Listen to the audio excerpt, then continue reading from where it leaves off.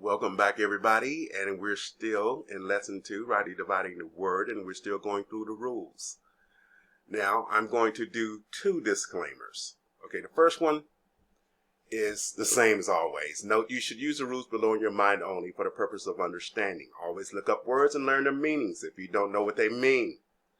You can even look up synonyms, but only for comprehension. Never paraphrase, add to, or take away from Scripture. When memorizing Scriptures, you should memorize the word as it's written. Now, I'm also going to do a second disclaimer. I'm not trying to attack anybody's sexuality or anything like that. Doesn't make any difference to me what people do. As long as my walk with the Most High is fine, I'm cool with that. So that's my little disclaimer.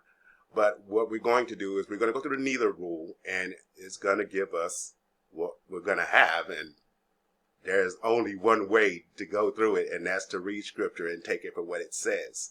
Now, if this is what the Most High says, then this is what the Most High says. Go argue with him. Now, here we go into the neither rule. There are few occasions in Scripture where the word neither is used. This word usually has a negative connotation.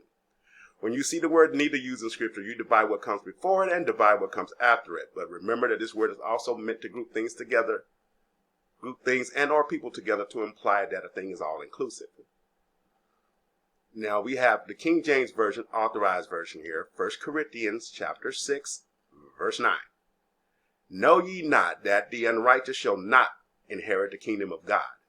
Be not deceived, neither fornicators, nor idolaters, nor adulterers, nor effeminate, nor abusers of themselves with mankind, nor thieves, nor covetous, nor drunkards, nor revilers, nor extortioners shall inherit the kingdom of God.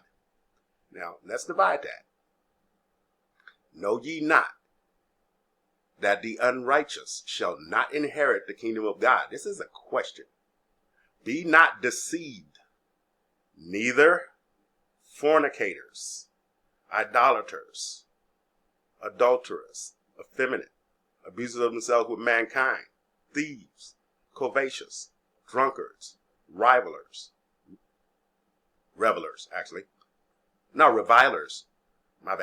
extortioners shall inherit the kingdom of God. This is another way that this scripture can be read. Know ye not that the unrighteous shall not inherit the kingdom of God? Be not deceived. Fornicators shall not inherit the kingdom of God. Idolaters shall not inherit the kingdom of God. Adulterers shall not inherit the kingdom of God. The effeminate shall not inherit the kingdom of God. The abusers of themselves with mankind shall not inherit the kingdom of God. Thieves shall not inherit the kingdom of God. The covetous shall not inherit the kingdom of God.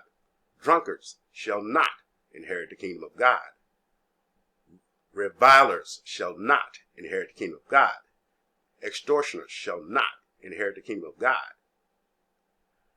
I wasn't going to, but Yah demanded that I chime in here. He is not saying that if you have done these things, fornication, idolatry, adultery, effeminizing, abusing of yourself and mankind, theft, coveting, habitual drunkenness, habitual revelry, well, that's actually reviling.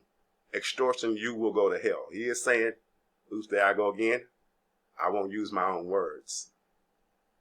King James Authorized Versions, Luke chapter 17, verse 20. And when he was demanded of the Pharisees when the kingdom of God should come, he answered them and said, the kingdom of God cometh not with observation. Neither shall they say, lo, here, or lo, there, for behold, the kingdom of God is within you. If you continue in any of these things, fornication, idolatry, adultery, effeminizing, abusing of yourself of mankind, theft, coveting, habitual drunkenness, habitual reviling, and extortion, you will never manifest Yah's kingdom within. Here's a secret that they don't teach you. If you continually ask for forgiveness with all sincerity, you will be forgiven, but only as you forgive those who sin against you will you be allowed to conquer your need to do these things. Fornication, idolatry, adultery, effeminizing, abusing of yourself with mankind, theft, coveting, habitual drunkenness, habitual reviling, and extortion. You will not be empowered to bear fruit or gain knowledge, wisdom, and understanding. You will need to overcome the world. The root cause of relapse is an inability to forgive others, spiritually speaking. Therefore, you are not forgiven and you relapse, never knowing why you are powerless to stop yourself from repeating the same patterns. Forgiveness is power, and until you choose to master the art of forgiving, you will be powerless to affect real change. Forgiveness begins within. You will affect change, healing, by manifesting His love, which for most of us, that means forgiving. Now, we're going to go to Ephesians chapter 4, verse 22. That you put out concerning the former conversation, the old man, which is corrupt according to deceitful lusts, and he be renewed in the spirit of, and be renewed in the spirit of your mind, and that ye put on the new man, which after God is created in righteousness and true holiness. Wherefore put away lying. Speak every man truth with his neighbor, for we are members one of another. Be ye angry and sin not. Let not the sun go down upon thy wrath, neither give place to the devil. Let him that stole steal no more, but rather let him labor, working with his hands the thing which is good, that he may have to give to him that needeth.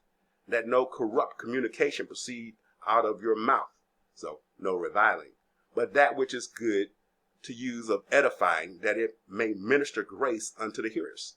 And grieve not the Holy Spirit of God, whereby ye are sealed unto the day of redemption. Let all bitterness and wrath and anger and clamor and evil speaking be put away from you, with all malice. And be ye kind one to another, tender-hearted, forgiving one another, even as God for Christ's sake hath forgiven you. Now, there is no need to divide that, now is there? We'll get to the next rule. Thanks for listening.